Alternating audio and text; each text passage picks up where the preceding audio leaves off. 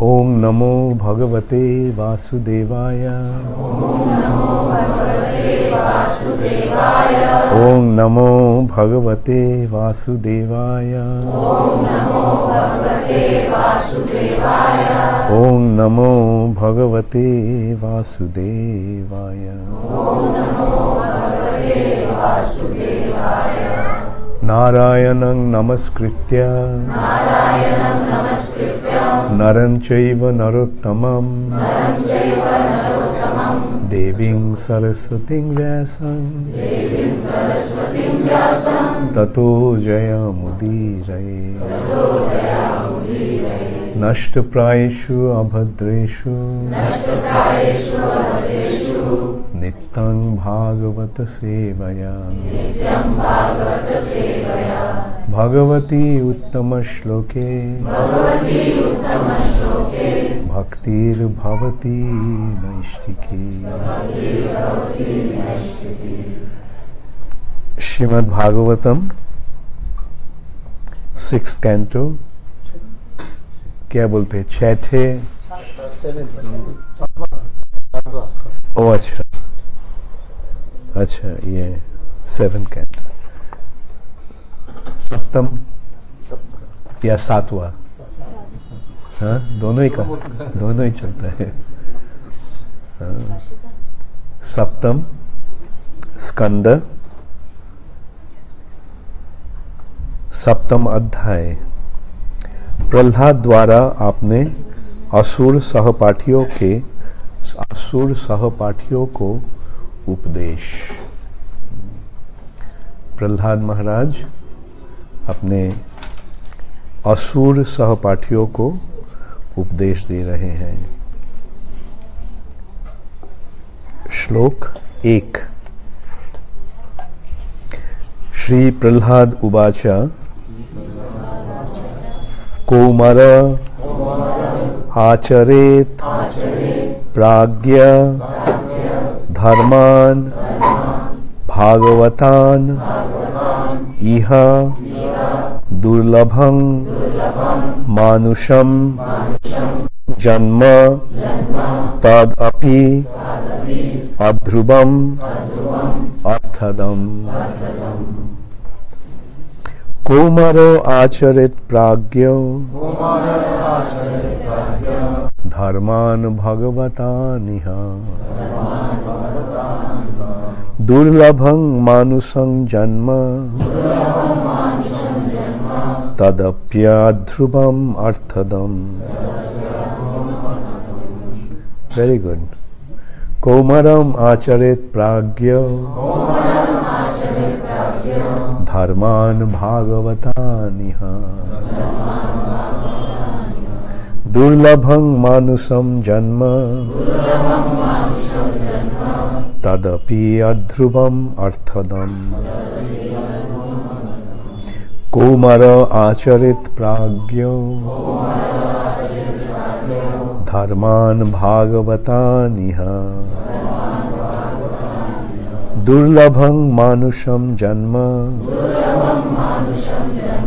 तदपि अध्रुवम् अर्थदम्।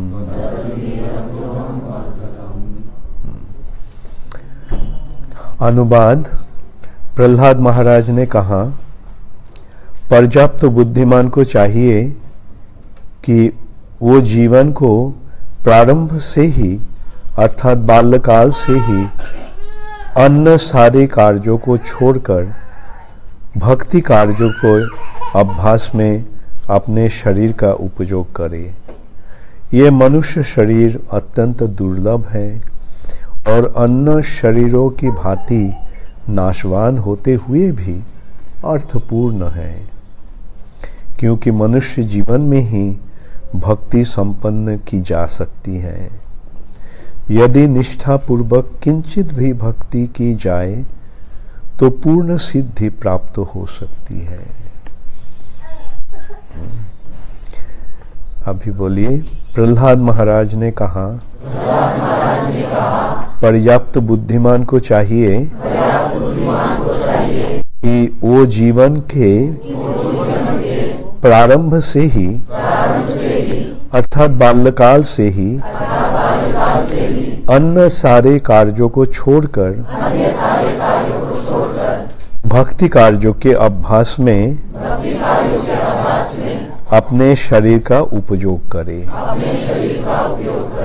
ये मनुष्य शरीर अत्यंत दुर्लभ है और अन्य शरीरों की भांति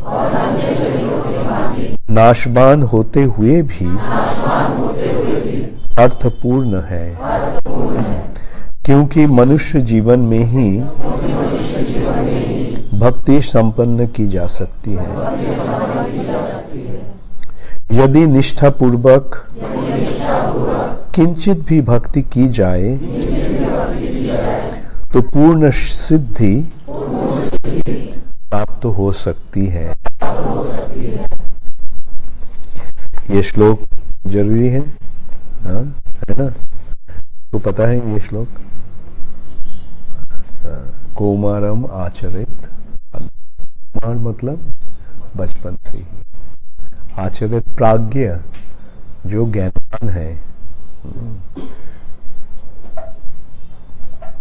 धर्मान भागवतान, भागवत धर्म मतलब भगवान को भक्ति करने का जो धर्म है उस धर्म को अनुशीलन करना चाहिए बचपन से ही, क्योंकि ये शरीर, यहाँ सबको ही शरीर नाशवान है और कब इसको नाश होगा उसको भी कुछ निश्चयता नहीं है। कभी भी जीवन खत्म हो सकता है। तो ये एक बहुत सुंदर सुजग मिला है, तो इसको सदुपयोग तुरंत ही करना चाहिए, तुरंत ही करना चाहिए। इसके तात्पर्य में श्रील प्रभुपाद कहते हैं, वैदिक सभ्यता तथा वेदाध्ययन का सारा उद्देश्य मनुष्य जीवन में भक्ति की पूर्ण अवस्था प्राप्त करना है। अतएव वैदिक प्रणाली के अनुसार जीवन के प्रारंभिक काल से ब्रह्मचर्य प्रणाली चलाई जाती है, जिससे बाल्यकाल से ही 5 वर्ष की अवस्था से मनुष्य अपने कर्मों को इस तरह मोड़े कि वो ढंग से भक्ति में प्रवृत्त हो सके। जैसे कि भगवद गीता में पुष्टि की गई है, स्वल्पमप्यस्य धर्मस्य त्रायते महतो भयात्। इस पथ पर की गई अल्प प्रगति भी मनुष्य को अत्यंत घातक भय से बचा सकती है।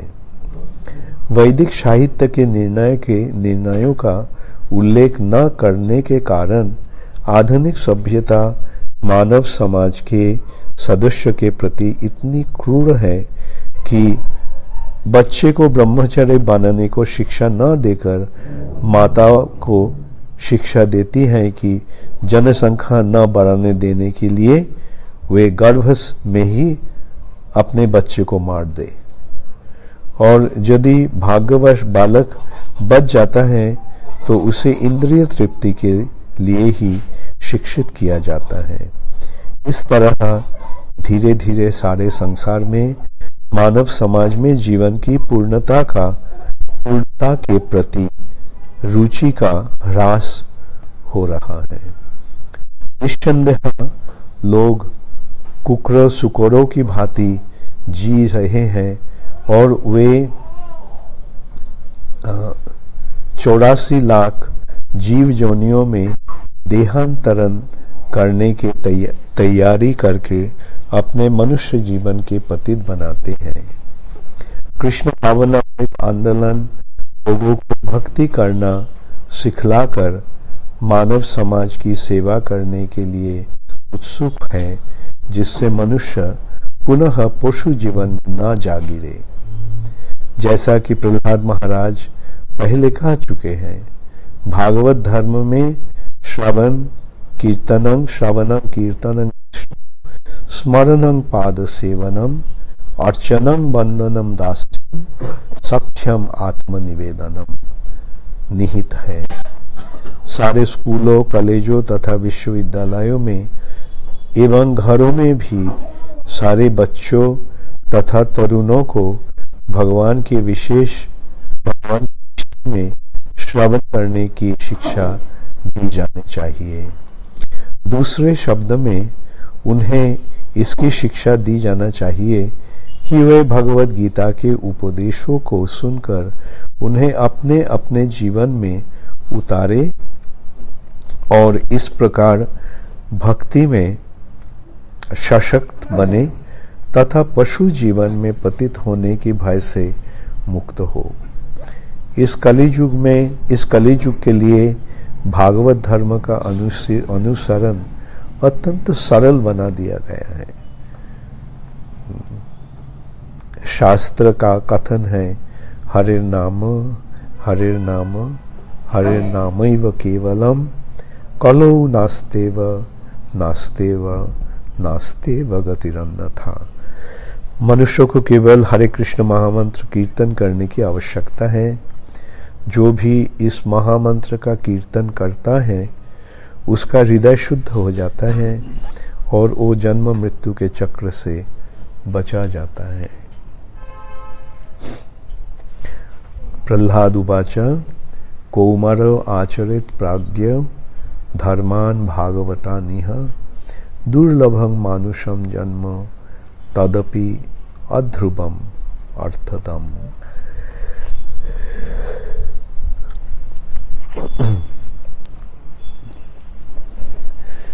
प्रहलाद महाराज असुरों को शिक्षा, गुरुकुल अपने साथियों को समझा रहे हैं। ऐसे वहाँ को शिक्षा जो है आसुरिक शिक्षा हो रहा था। आसुरिक शिक्षा का मतलब है भौतिक प्रगति, कैसे इस जगत को भोग किया जाए। लेकिन प्रहलाद महाराज उनको, अपने साथियों को सिखा रहे हैं कि जीवन का उद्देश्य वो नहीं होना चाहिए। प्रहलाद महाराज बहुत ही भाग्यशाली थे कि जब वो अपने माता के गर्भ में थे तब नारद मुनि उनकी माता को जो उपदेश देते थे, नारद मुनि जो उपदेश उनको माता को देते थे वो सुनता था, गर्भ में भी सुनता था और उसको सारे याद था। अपना माँ भूल गया, माँ को याद नहीं था, बल्कि प्रहलाद जो अपने माँ के गर्भ में था उसको याद था। हिरण्यकशिपु ने सोचने लगा, अरे ये शिक्षा इसको कहाँ से मिल रहा है, ये शिक्षा, ये भागवत धर्म का शिक्षा, मतलब भगवान को भक्ति करने का शिक्षा इसको कहाँ से मिला है। वो सोचा कि देवतागण आकर से छुपा छुपा कर शिक्षा दे रहे हैं, क्योंकि असुर और देवता में अंतर ये है, विष्णु भक्त जो है वो है सूर या देवता, और आसुरा तद विपर्जय, उसका विपरीत जो है, जो विष्णु को जो भक्ति नहीं करते हैं वो है असुर। तो हम देखते हैं प्रहलाद महाराज के पिता हिरण्यकशिपु ने भगवान को अपना शत्रु के रूप में देखता था।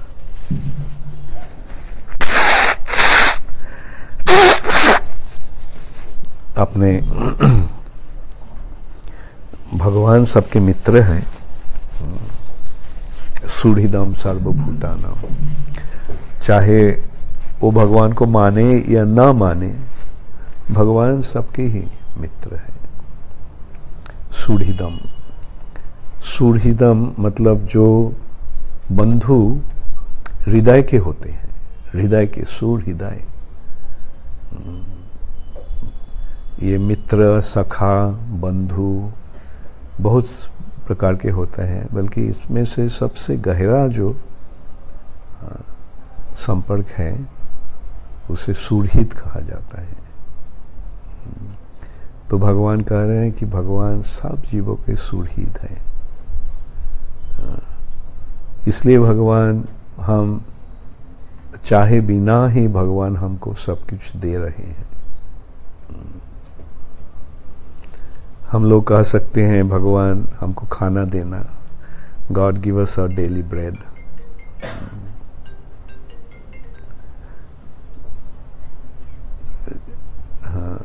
हमारे खाने को बंदोबस्त कीजिए, बल्कि हम कभी नहीं बोलते भगवान हमको पीने का बंदोबस्त कीजिए। कभी नहीं बोलते हैं कि भगवान हमको श्वास लेने का बंदोबस्त कीजिए। लेकिन खाना से भी अधिक जरूरी है पानी, और पानी से भी अधिक जरूरी है ऑक्सीजन। लेकिन हम कभी भगवान के पास ये मांगते नहीं हैं, लेकिन भगवान हमको दे रहे हैं। कितना सुंदर आयोजन किए हैं भगवान। हम लोग श्वास लेते हैं, ऑक्सीजन छोड़ते हैं, ऑक्सीजन लेते हैं, कार्बन डाइऑक्साइड छोड़ते हैं, और पेड़ पौधे कार्बन डाइऑक्साइड लेकर ऑक्सीजन वापस दे देता है। ये आयोजन कौन किया है?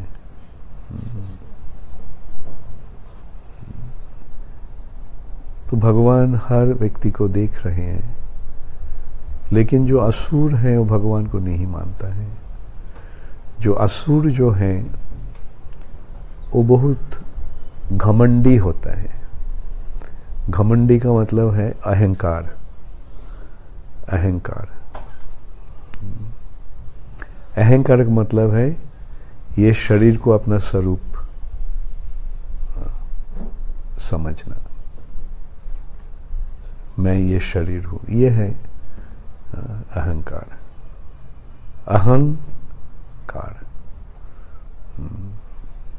सही परिचय नहीं, इसको गलत परिचय। हम शरीर नहीं है, हम आत्मा है। यह है हमारा प्रकृत स्वरूप।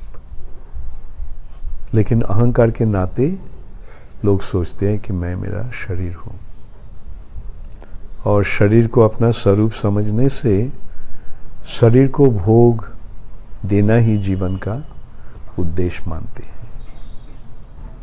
सोचते हैं कि ये शरीर को सुख देना ही, इंद्रिय तृप्ति साधन करना ही जीवन का उद्देश्य होना चाहिए। तो जो ये अहंकार जितना अधिक होता है,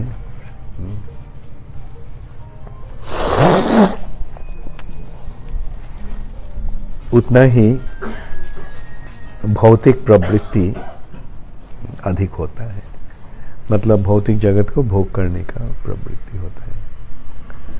और ये अहंकार जितना ही ज्यादा होता है तो उतना ही वो मानता है कि मैं सबसे श्रेष्ठ हूं, हमसे बढ़कर कोई नहीं है।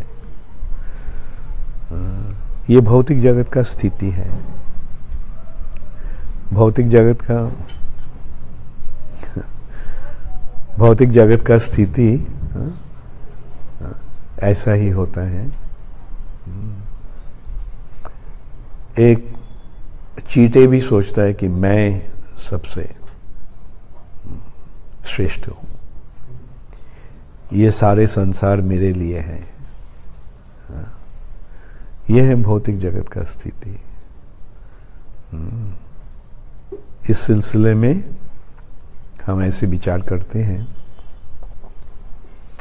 कि भौतिक और आध्यात्मिक जगत में अंतर क्या है। भौतिक और आध्यात्मिक जगत का दूरी कितनी है? मैं और कृष्ण। जहां मैं केंद्र हूं वो है भौतिक, और जहां कृष्ण केंद्र है वो है आध्यात्मिक।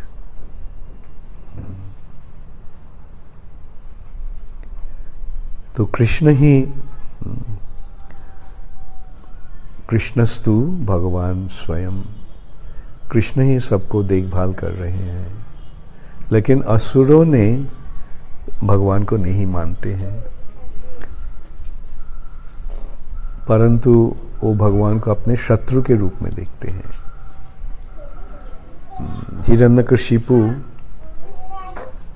हरि या भगवान को अपने शत्रु के रूप में देखा, क्योंकि हरि उसको भाई को हत्या किया था। हिरण्याक्ष को हरि ने हत्या किया, वराहदेव। तो इसलिए वो सोचा कि इसका प्रतिशोध लेना चाहिए। मेरा भाई को हत्या किया तो मैं उसको मार डालूंगा प्रतिशोध के रूप में। इसलिए वो इतना तपस्या किया, क्योंकि उसको पता था कि उसका भाई बहुत शक्तिशाली था, बल्कि हरि ने उसको मार डाला। तो हरि से भी अधिक शक्तिशाली बनना चाहिए। तो अधिक शक्तिशाली कैसे बन सकते हैं? अमर बन जाएंगे। मैं अगर अमर बन जाऊंगा तो कोई हमको मार नहीं सकेंगे। इसलिए वो बहुत तपस्या किया, इतना कठोर तपस्या किया कि उसका शरीर में मांस, मेद आदि कुछ भी नहीं था, सब खा गया था। व्हाइट एंट, क्या हिंदी में क्या बोलते? दीमक। सारे कुछ खा गया। अपना चमड़ा, मेद, मांस, kidney, liver, intestine, heart, lungs, brain, कुछ भी नहीं था उस शरीर में। इतना कठोर तपस्या किया, और उसका आत्मा को अपना बोन मैरो में, मज्जा में रख दिया। अस्थि के अंदर जो मज्जा होता है, मज्जा में अपना आत्मा को रख दिया। ऐसे वो जीवित था। और इतना तपस्या करने का कारण क्या था? कि ब्रह्मा से मैं अमर बनने का वर मांगूंगा। लेकिन ब्रह्मा ने बताया, मैं भी तो अमर नहीं हूं, तो तुमको मैं कैसे अमर बनाऊं? मैं भी अमर नहीं हूं। तो हिरण्यकशिपु ने सोचा, ठीक है, तो मैं छल के द्वारा अमर बन जाऊंगा। ठीक है, वर दीजिए कि कोई हमको नहीं मार सकेंगे, ना तो देव, दानव, मनुष्य, सारे सब कुछ बना दिया। कोई, ब्रह्मा बोला ठीक है, ऐसा वर मैं दे सकता हूं, कोई अस्त्र के द्वारा मेरा मृत्यु नहीं होगा। ठीक है, वो भी चलेगा। आकाश में या जमीन में मेरा मृत्यु नहीं होगा। ठीक है, वो भी चलेगा। दिन की वक्त या रात की वक्त मेरा मृत्यु नहीं होगा। घर के अंदर या घर के बाहर मेरा मृत्यु नहीं होगा। तो ब्रह्मा जी ने वो सारे को वर दे चुका। तो हिरण्यकशिपु ने सोचा, तो मैं तो अब अमर बन गया। कोई देव, दानव, मनुष्य, पशु, कोई भी हमको मार नहीं पाएंगे। कोई अस्त्र के द्वारा मेरा संहार नहीं होगा। दिन की वक्त मेरा मृत्यु नहीं होगा, रात की वक्त मृत्यु नहीं होगा, गगन में मृत्यु नहीं होगा, जमीन में मृत्यु नहीं होगा, घर के अंदर नहीं होगा, घर के बाहर नहीं होगा। तो चाहे असुरों ने कितना भी बुद्धिमान हो सकते हैं,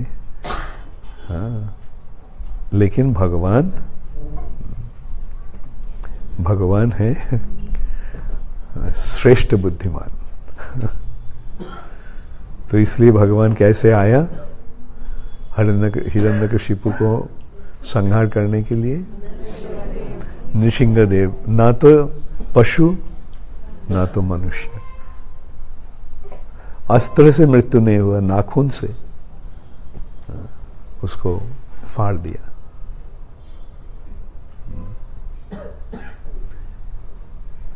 दिन की वक्त नहीं होगा, रात की वक्त नहीं होगा।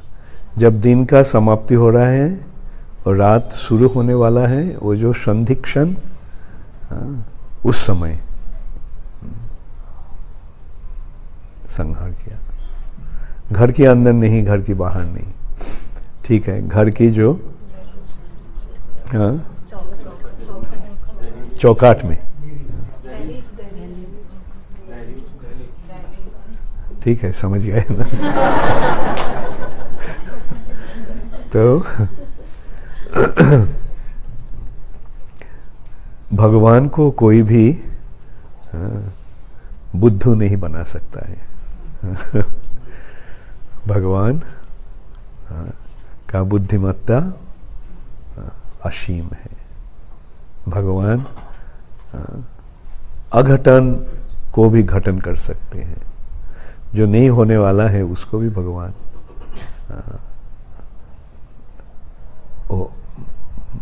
कार्यकारी कर सकते हैं। तो वैसे तो प्रहलाद महाराज बचपन से ही नारद मुनि के कृपा से भक्त बन गए थे और गुरु, अपने गुरु के पास जो शिक्षा मिला था वो शिक्षा अपने साथियों को भी देने शुरू किया। इससे हमें क्या शिक्षा मिलता है? हमें जो शिक्षा आध्यात्मिक विषय में मिलता है उसको दूसरे को देना चाहिए, बांटना चाहिए, दूसरे को भी ये देना चाहिए, क्योंकि ये सबसे दुर्लभ है, दुर्लभं, सबसे दुर्लभ है ये कृष्ण भक्ति। इसलिए कृष्ण भक्ति का वितरण, और इसका और एक कारण है क्योंकि भक्तों के द्वारा ही भक्ति का प्रसार होता है। भक्ति का प्रसार कैसे होता है? भक्तों की कृपा से। भक्तों जाकर भगवान के बारे में बताते हैं, भगवान के बारे में लिखा हुआ जो प्रभुपाद के ग्रंथ समूह हैं उसको बांटते हैं, मंदिर में लाकर भगवान को, विग्रह को दिखाते हैं। तो वैसे भक्ति भक्तों के द्वारा ही भक्ति का प्रसार होता है। तो इसलिए सबको ही प्रचार करना चाहिए। श्री चैतन्य महाप्रभु ने क्या बोला? जन्म सार्थक करी करो परो उपकार, दूसरे को भला करो, उपकार करो। और उपकार कैसे करोगे? जारे देखो तारे कहो कृष्ण उपदेश। जिसके भी साथ तुम्हारा मुलाकात होता है उसको ही कृष्ण भक्ति के बारे में समझाओ।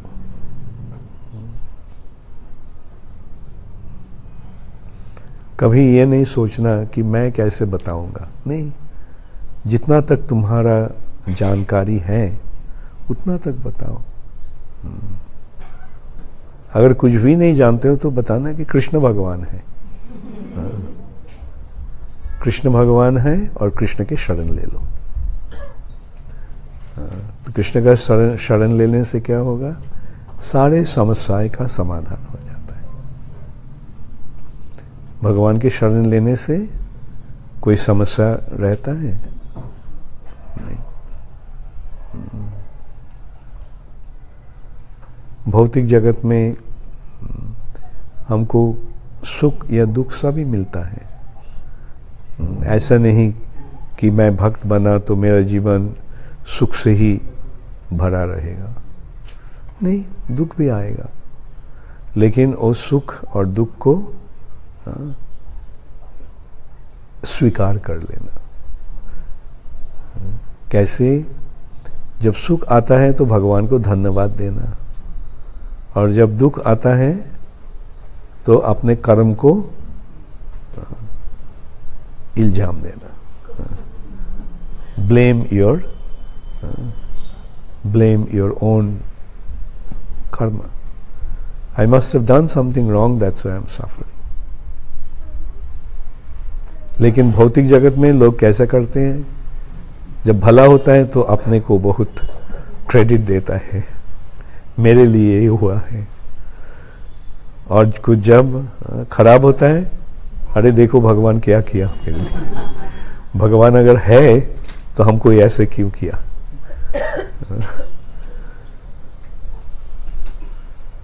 तो ऐसे भगवान को कभी दोष आरोप नहीं करना चाहिए। इस भौतिक जगत में जो कुछ होता है हमारे कर्म के अनुसार ही होता है। यहाँ भगवान इन्वॉल्व नहीं होते हैं जब तक ना हम भगवान को शरण लेते हैं, और जब हम भगवान को शरण लेते हैं तो भगवान हमें संभालते हैं। जितना शरण लेंगे उतना ही भगवान हमको संभालेंगे। तो वैसे जीवन अपना सफल बना ले, भज रे हरि का नाम रे,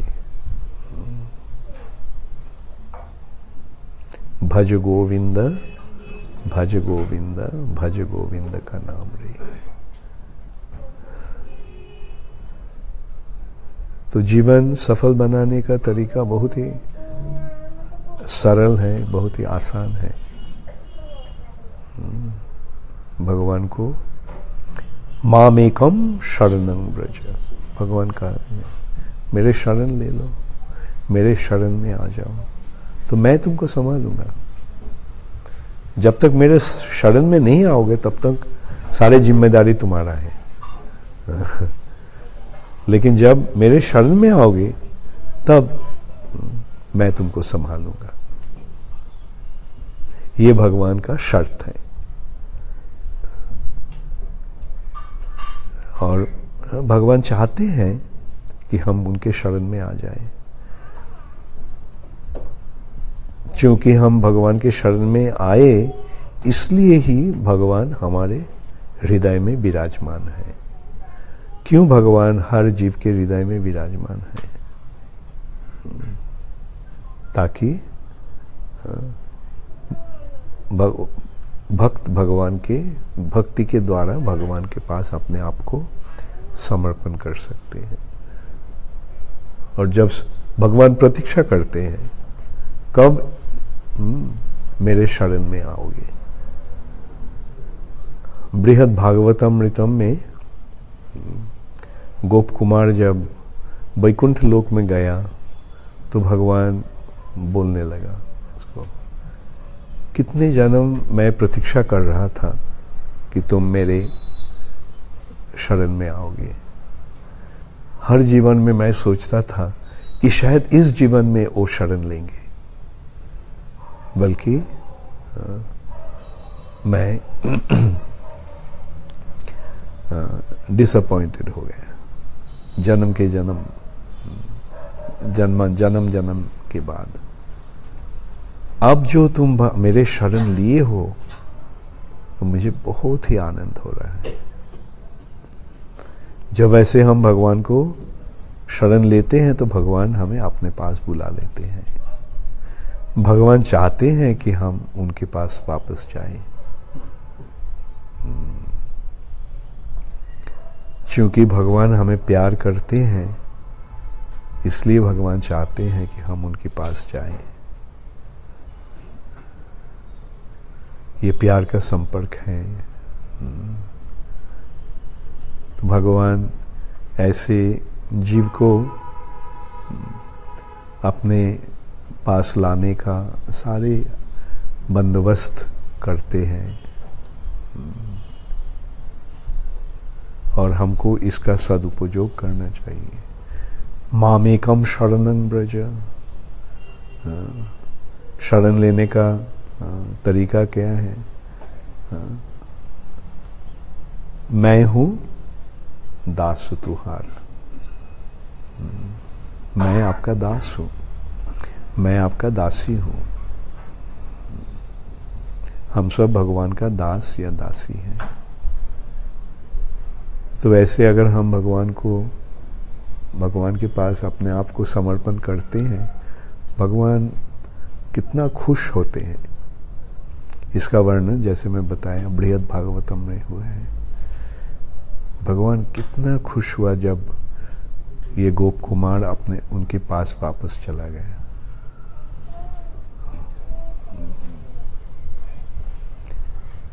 अगर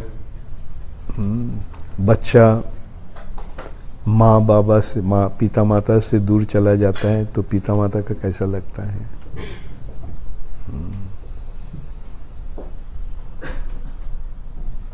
अगर बच्चा खो गया कैसा लगता है? पिता माता प्रतीक्षा करते हैं, पिता माता कब मेरा बच्चा वापस आएंगे।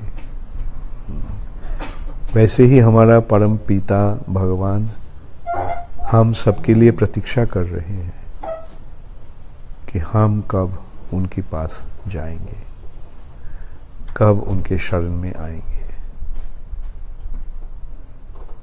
इस जगत में हम भोग करने का जो कोशिश कर रहे हैं, इससे भोग नहीं होता है, क्लेश मिल रहा है। जितना ही हम भोग करने का कोशिश करते हैं उतना ही हमको कठिनाई मिलता है।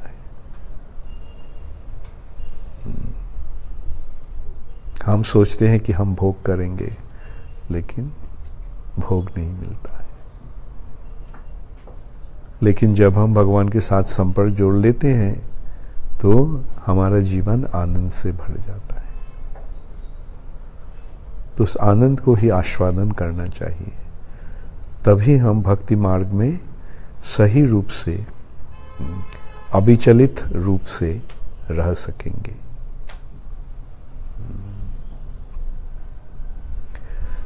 सो क्या करना चाहिए? हमारा जीवन तो कोमर से तो नहीं बना, कोमरम आचरित प्राज्ञा, लेकिन शुक्र करो कि कभी ना कभी मिल गया है। कुमार से नहीं मिला, लेकिन बुढ़ापे में तो कम से कम मिला है। लेकिन अपने बच्चों को ये शिक्षा देना चाहिए। कभी नहीं ये सोचना कि ये भक्ति उसके लिए नहीं, उसको बड़े आदमी बनने दो। बहुत सारे रुपए कमाएंगे, बहुत बड़े पोजीशन मिलेगा, बहुत सक्सेसफुल बनेगा। नहीं, वो सक्सेस का कोई कीमत नहीं है। ऐसा होता है, पिता माता भक्त बना है, बल्कि बच्चे को भक्त नहीं बनाते हैं।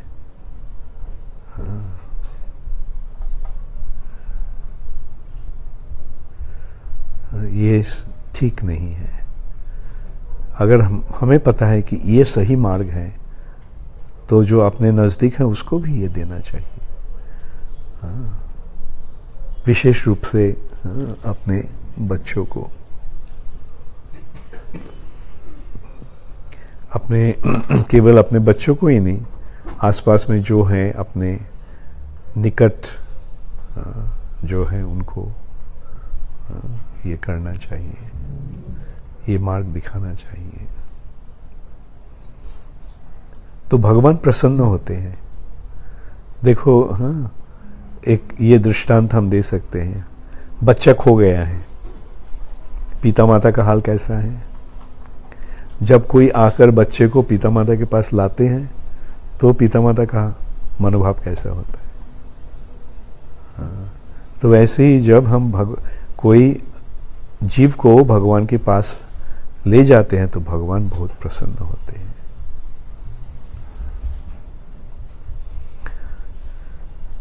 Okay, thank you very much.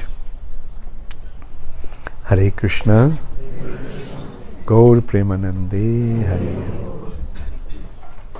कोई प्रश्न है?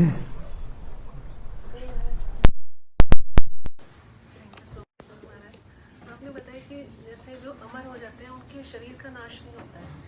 हाँ। तो उनको वैसे कोई शारीरिक कष्ट भी नहीं होता है, ऐसा कुछ? शरीर अमर नहीं होता, शरीर अमर है। आत्मा तो सब में ही अमर है। हाँ, बल्कि शरीर हिरण्यकशिपु अमर बना। वो तो पहले से नहीं बना था, लेकिन मेरा मतलब ये है कि जो अमर हो जाते हैं उनको वैसे कोई शारीरिक कष्ट नहीं होता। कौन अमर होता है, शरीर या आत्मा? आत्मा तो अमर ही है। हाँ, वो आत्मा अमर है, इसलिए आत्मा ही अमर बन सकता लेकिन है। वो उसी सेम बॉडी में रहते हैं जैसे? नहीं, सेम बॉडी से बॉडी में नहीं रहता है। ये बॉडी को, दोनों बॉडी का ही छोड़ना पड़ता है, सूक्ष्म शरीर और स्थूल शरीर। मृत्यु के समय स्थूल शरीर का अंत होता है, बल्कि सूक्ष्म शरीर जो मन, बुद्धि और अहंकार से बना है, उसका ये सूक्ष्म शरीर का नाश नहीं होता है, सूक्ष्म शरीर का ट्रांसफॉर्मेशन होता है भक्ति के द्वारा। भक्ति का मतलब क्या होता है? मन मना भव, है ना। मन जब भगवान के चिंतन में रहता है तो मन क्या भौतिक रहता है या आध्यात्मिक बन जाता है? तेषाम सतत युक्तानाम भजतांग प्रीतिपूर्वकम। जब कोई निरंतर भगवान की सेवा में युक्त रहता है, भगवान कह रहे हैं ददामि बुद्धि योगम तम, तो वैसे उसका बुद्धि भी आध्यात्मिक बन जाता है। और जीवेर स्वरूप है कृष्ण नित्यदास, जीव का स्वरूप है भगवान के नित्यदास। तब क्या हुआ? अहंकार का क्या हुआ? है अहंकार, तो मन बुद्धि अहंकार क्या हुआ? मन बुद्धि अहंकार खत्म हो गया, ट्रांसफॉर्मेशन हो गए, चिन्मय बन गया। तो इस स्थिति को स्वरूप सिद्धि कहा जाता है, स्वरूप का सिद्धि। और जब ये शरीर का नाश होता है तब वो शुद्ध आत्मा जो ये भौतिक शरीर में था, वो शुद्ध आत्मा भगवान के पास चला जाता है। तो ये शरीर को अमर बनाना है।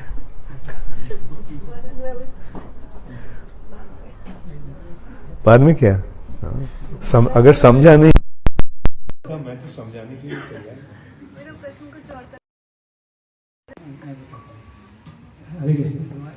Actually she want to understand, ये बात जानना चाहती हैं क्या कोई व्यक्ति इस जगत पर रहकर अमर हो सकता है, ये जानना चाहती हैं क्या? मेरा मतलब ये कि जो अमर हो जाता है, जैसे हम लोग सुनते कौन हैं अमर हो जाए? अश्वत्थामा जैसे है, जैसे इनफैक्ट वो बोलते हैं कि 5-7 अमरजीवी है। अच्छा। जैसे एग्जांपल अश्वत्थामा। ओ अच्छा, मतलब उसका बहुत काल तक मृत्यु नहीं है। हाँ, नहीं, बहुत काल तक कभी नहीं होता, तो उनको शारीरिक कष्ट भी नहीं होता है जैसे? शारीरिक कष्ट नहीं होता है। अश्वत्थामा का हाल बहुत खराब है, हाँ, बहुत खराब। वो पागल जैसे घर में घूमता है, वो पाप के कारण किया है। उसको देखो, मृत्यु होने से ये खत्म हो जाता है। नसीब इतना खराब है कि मृत्यु नहीं हो रहा है और कष्ट बहुत ही मिल रहा है, तो इसलिए अमर बनने का कोशिश मत करो।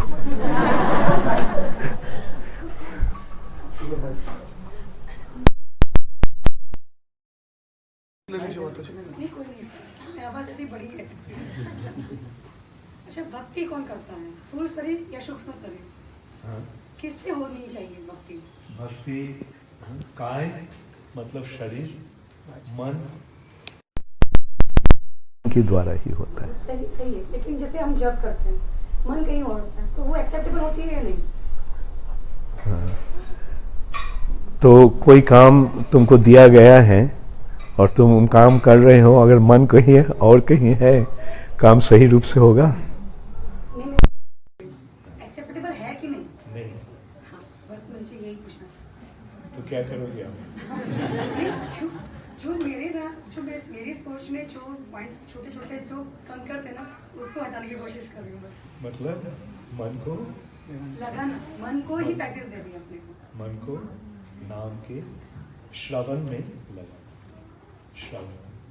Thank you.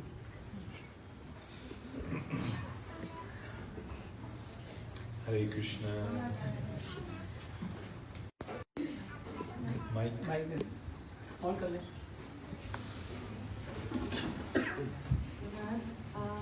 बुद्धि योग और भक्ति योग सेम थिंग है, लेकिन क्या according to the level of bhakta initial stage is called buddhi yoga and perfect stage is called bhakti yoga, और एब्सोल्युटली बोथ आर सेम?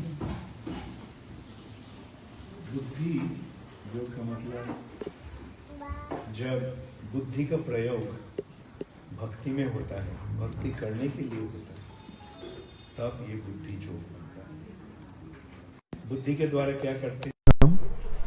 बुद्धि का कार्य क्या है? सत्संग में जाके ट्रेन करते हैं। बुद्धि के मतलब है विचार करके, विचार करके निर्धारण करना, क्या करना चाहिए क्या नहीं करना चाहिए। तो जब बुद्धि का प्रयोग होता है भगवान के भक्ति में प्रयोग, और भक्ति के प्रतिकूल जो है उससे त्याग, ये है भक्ति का मतलब, और ये है बुद्धि योग।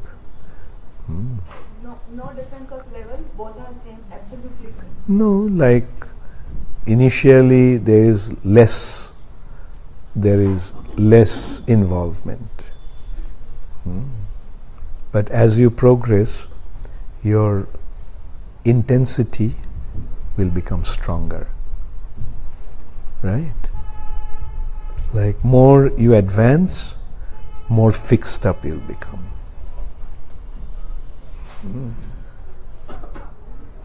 जैसे मन भाग रहा है, जप हो रहा है, मन भाग रहा है, तो बुद्धि के द्वारा क्या करना है? बुद्धि क्या बोलता है? अरे मन को खींच के लाओ, है ना? यह है बुद्धि का काम। बुद्धि मन को लाता है नाम में, और ये भी है बुद्धि जो क्यों है? क्योंकि हम विचार करते हैं कैसे भक्ति करना चाहिए, और श्रेष्ठ विचार क्या है? भगवान की सेवा के लिए जो अनुकूल है उसका ग्रहण, और भक्ति के भगवान की सेवा का जो प्रतिकूल है उसको त्याग। अनुकूलस्य संकल्प प्रातिकूल्यस्य विवर्जनम। ये विचार कौन करता है?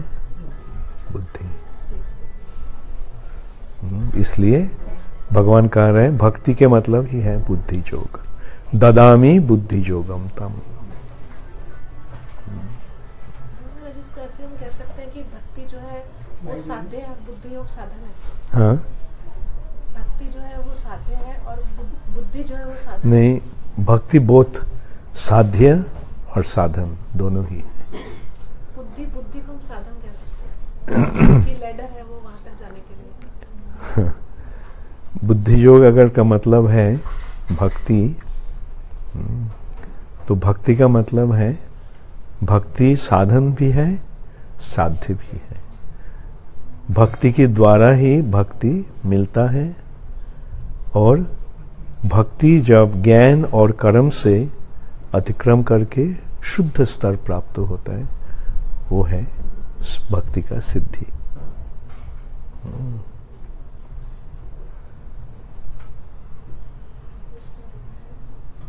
Hare Krishna, thank you so much.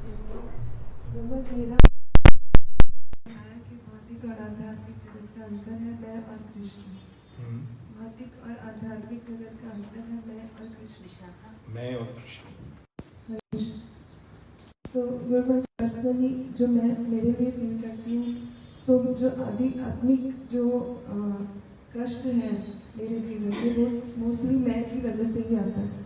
जब मैं खुद को सेंटर में रखना चाहती हूँ तो गुरुजी उसको उससे ऊपर कैसे उठे हाउ टू ओवरकम दैट मैं। यहाँ जो आध्यात्मिक है ये आध्यात्मिक नहीं है, हाँ? ये आध्यात्मिक है मन और शरीर। इसका मतलब मन और शरीर से जो क्लेश मिलता है उसे आध्यात्मिक क्लेश कहा जाता है, हाँ? तो इससे छुटकारा कैसे मिलेगा? भक्ति ही इसका उपाय है। भक्ति करने से क्या होता है? भक्ति करने से पता चलता है कि भगवान कैसे हमें पालन पोषण कर रहे हैं, भगवान कैसे हमें संभाल रहे हैं। तो ये भावना जब दृढ़ हो जाता है, सही रूप से जब आ जाता है, तब भगवान के प्रति विश्वास और भगवान के प्रति प्रेम अधिक से अधिक बन जाता है। देखो,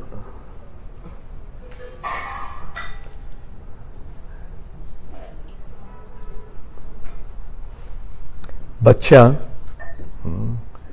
माँ बच्चा को कितना प्यार करता है बच्चा को पता नहीं रहता है, लेकिन जब वो थोड़ा बड़ा हो जाता है तब उसको पता चलता है माँ हमको कितना प्यार करती है ना। भक्ति मार्ग में भी जब हम बच्चे हैं तो हमको पता नहीं चलता है कि भगवान हमको कैसे संभाल रहे हैं, भगवान हमारे लिए कितना कुछ कर रहे हैं। लेकिन जब हम मैच्योर हो जाते हैं तब हमको पता चलता है। इसलिए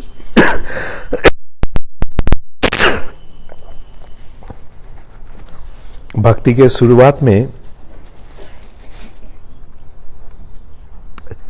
चाहना रहता है, बल्कि जब भक्ति जब उन्नत होता है तब भगवान के पास भक्त कुछ नहीं चाहते हैं, परंतु भगवान के लिए वो करना चाहते हैं। जैसे माँ यशोदा, नंद महाराज सोचते हैं कि मैं अगर कृष्ण को नहीं खिलाया तो वो खाएंगे नहीं। कृष्ण से कुछ नहीं मांग रहे हैं, कृष्ण के लिए कुछ सब कुछ करना चाहते हैं।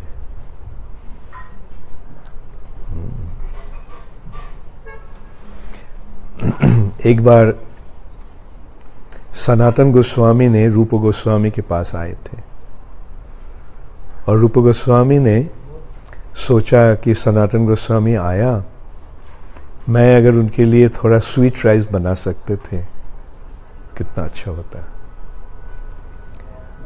तो उस समय एक बच्ची आई, बोला बाबा मेरा माँ ये भेज दिया है आपके लिए, दूध, शक्कर, चावल,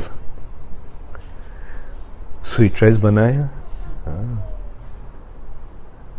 जब सनातन गोस्वामी के दिया, सनातन गोस्वामी जब उसको स्वाद लिया, पूछा ये कहाँ से आया था, ये कहाँ से बना है?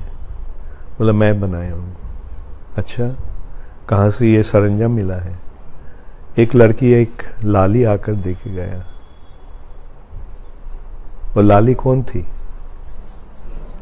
राधा रानी स्वयं आकर तुमको दिया। तुम क्यों उससे सेवा लेती हो? तुम्हारा काम है राधा रानी को सेवा करना और तुम राधा रानी से सेवा ले रही हो। ऐसे डांटा सनातन गोस्वामी ने रूप गोस्वामी को। तो ये है भक्तों के मनोभाव। जितना हम आगे बढ़ेंगे उतना ही हम भगवान को सेवा करना चाहेंगे, भगवान से कुछ लेना नहीं चाहेंगे। यस, पीछे। अच्छा, अभी महाराज एक डिवोटी ने अपने स्कॉम में आना शुरू किया, तो वो विष्णु मंत्र का जप करते थे पहले। तो मैंने बताया मैं विष्णु मंत्र का जप करती थी, मुझे बहुत अच्छा लगता था। लेकिन जब मैं यहाँ स्कॉम के सत्संग में आई और आने के बाद मैंने समझा कि ये जो मैं जप कर रही हूँ और जो भी साधना कर रहे हैं हम, ये मुझे भगवान की प्रसन्नता के लिए करना है, अपने आनंद के लिए। ये कृपा के पास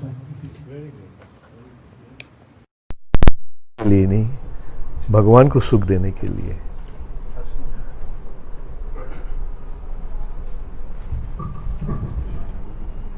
हरे कृष्णा। दंडवत प्रणाम महाराज। महाराज लोकनाथ महाराज के एक वर्ड सुना था कि सोल चांटिंग करता है और हम जो मनुष्य भौतिक जीवन में चांटिंग करते हैं उसके बारे में क्या डिफरेंस है? हाँ, क्या है? लोकनाथ महाराज के कोर्ट में एक सुना था, लोकनाथ महाराज के कोर्ट में एक बात सुनी थी कि सोल चांट करता है और जो हम चांटिंग करते हैं उसमें क्या डिफरेंस है? सोल कैसे चांट करता है? सोल कैसे चांट करता है? तो महाराज क्या बोला? बस उसमें लिखा हुआ था ऐसा कि चांटिंग ऐसा होना चाहिए कि सोल चांट कर रहा है, ऐसा लोकनाथ महाराज कोर्ट में। हाँ, शुद्ध नाम आत्मा से ही होता है। क्योंकि आत्मा का जो आवरण है, सूक्ष्म आवरण, मन बुद्धि अहंकार और स्थूल आवरण,